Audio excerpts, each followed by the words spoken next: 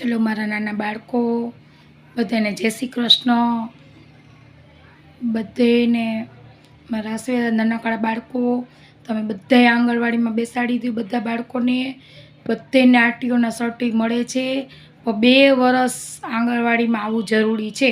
આંગણવાડીમાં જે બાળકો 2 વર્ષ ભણી ગયા છે એને 2 વર્ષનું સર્ટી આરટીઓનું આપી શકીએ છીએ અમે લોકો, અને આપીએ જ છીએ.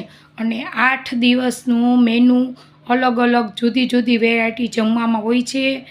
આપણે બધાય અલગ અલગ વાનગી હોય છે, નવી નવી જાતનો નાસ્તો રોજ અલગ અલગ હોય છે. સોમવારનો અલગ મેનુ મુજબ જ નાસ્તો હોય છે, અને મંગળવારે અલગ, બુધવારે અલગ, ગુરુવારે અલગ, શુક્રવારે અલગ, શનિવારે અલગ.